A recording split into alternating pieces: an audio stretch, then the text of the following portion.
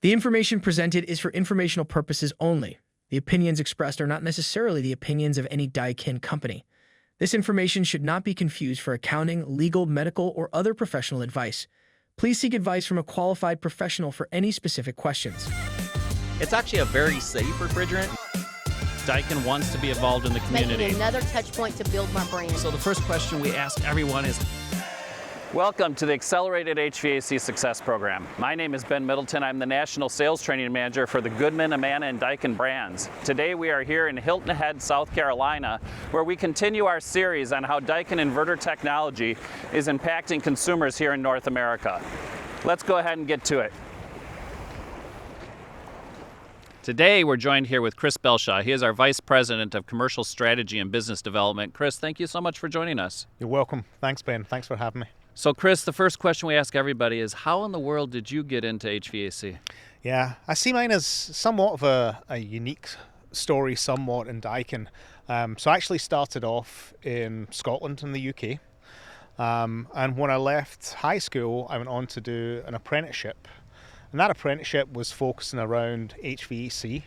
And that's really where I got my start, working on air conditioning and heating. Okay.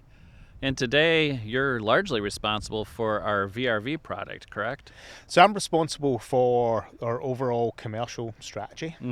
So really helping with the sales organization, but also tying back into our product strategy. So for those that are listening, Daikin talks about VRV. A lot of the other rest of the industry talks about VRF.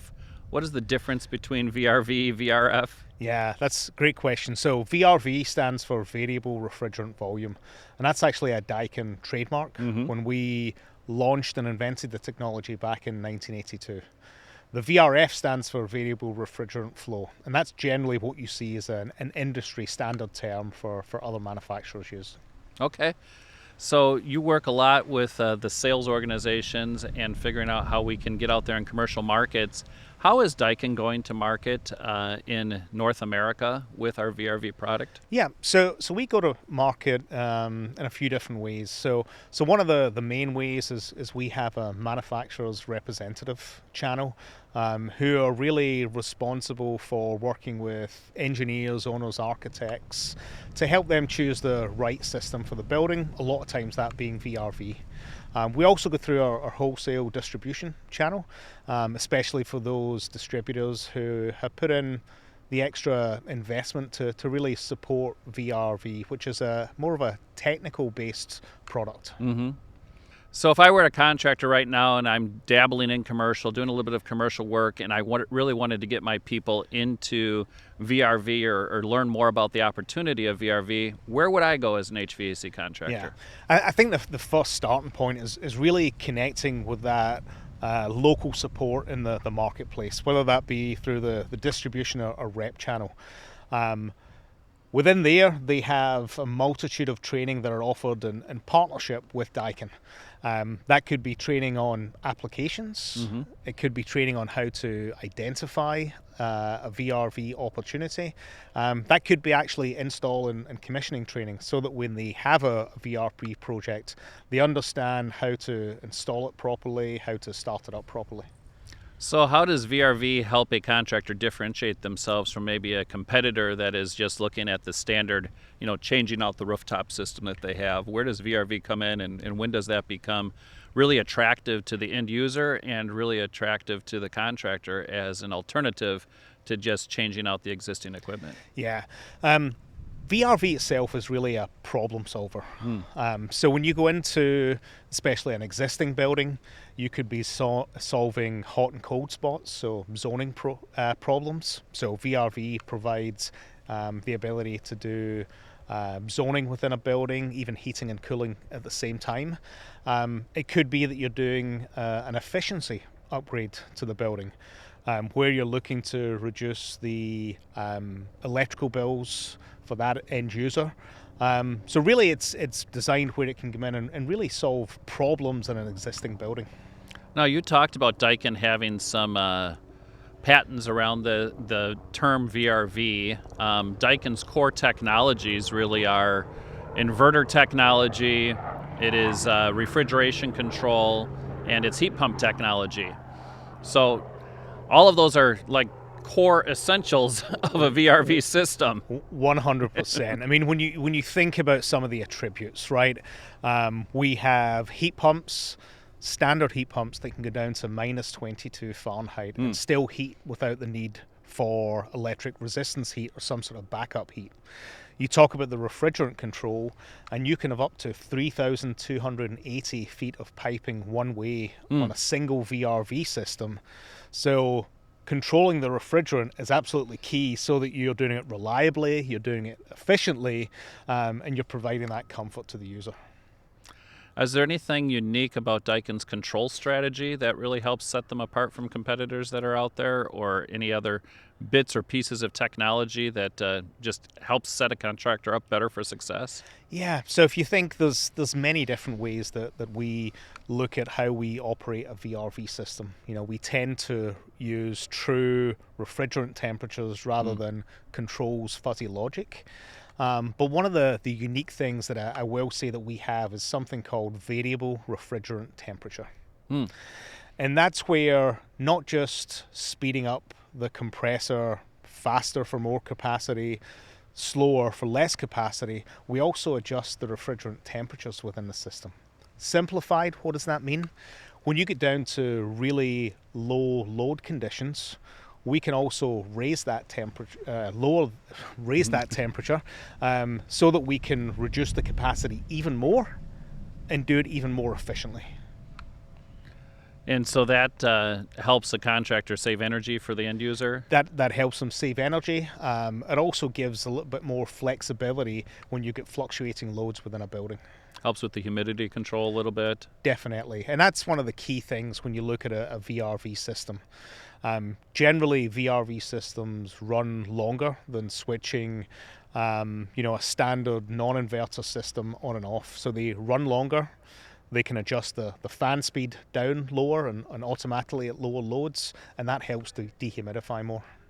So if I've been doing a lot of rooftops and I've been doing correctly and utilizing economizer strategies and ventilation, obviously there's a lot of fresh air codes. How do you tie that into a VRV system to make sure that you get all of the fresh air that you need? Yeah, that's another great question and a common question. And that really depends on application and load. So I'll talk about an application, let's say a school building that requires a lot of outside air.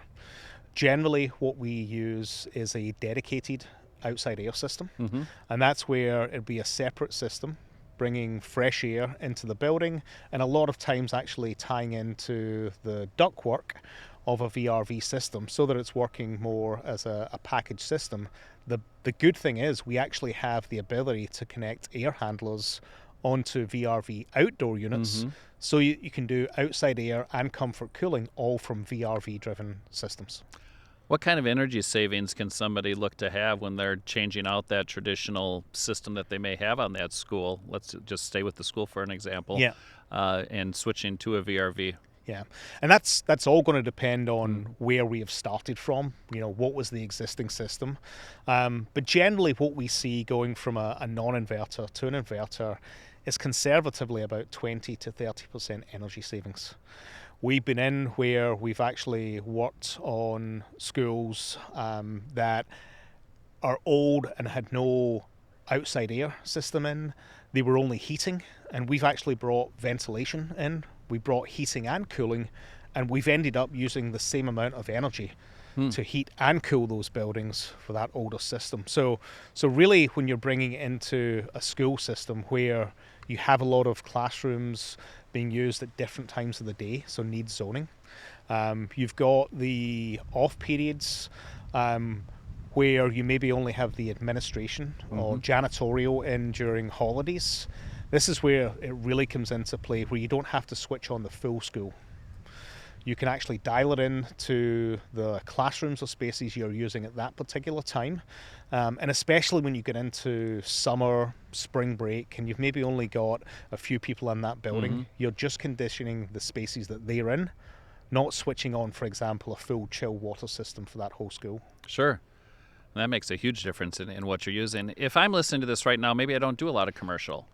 How is VRV kind of making its way into the residential space for somebody that's listening to this? That's a great question. And it's one of the things about VRV. We have projects where it's as small as 2 tons of cooling. We have projects which are over 5,000 tons, all using the same technology base, just in a different cabinet source. So when we get into residential, we have what we call our VRV-S product. That's a single phase product available from 2 to 5 tons. And that's again where you can go into a home and provide the required zoning that you need. Think of how many homes maybe have that problem room, maybe an upstairs room, maybe it's a basement, maybe it's a sunroom, maybe it's the master bedroom where there's hot and cold spots. This is a way where you can actually provide zoning to the different spaces, solve those hot and cold spots, or even look for future add-ons into attic or your garage space as well. So if I'm the residential person listening to this, where would I go to find, more information, getting my team up to speed so my comfort advisors are comfortable talking about this and my installers and service techs are comfortable installing and servicing it? Again, you can, through our distributor locator on the website, it's always a great start when you're getting into the residential side of the business. And then that'll find you our partners in the local market where they are equipped to talk you through how you would look at a VRV system in a residential space, and then the training you would need so that you have the knowledge of applying it, but also installing it and starting it up as well. Well, Chris, I appreciate you coming here. This has been great. You shared a lot of information. Is there any last words of wisdom or thoughts that you want to share with our audience? Yeah, I think certainly when you're looking at VRV, we see a lot of change switching to heat pumps. And really, there's still a lot of negative connotations around heat pumps in the marketplace today. When you look at heat pumps with variable capacity technology, whether it's the Daikin VRV system or even the Daikin Fit system, these are just a next generation of heat pump systems where we can go into markets that operate heating down to the minuses. So I think it's really an opportunity for contractors, whether it's in residential or commercial, to start to look at this technology, maybe in markets that they wouldn't have considered a heat pump viable. So I think that's one thing. Also with this technology, it is growing year over year, and we have more and more contractors getting into it. If I look back to the UK market that I came from, a lot of the major contractors that are in the marketplace today were actually maybe startups or break-offs from large mechanicals that specialized in the VRV technology and specialized in inverter technology and really built a business around that.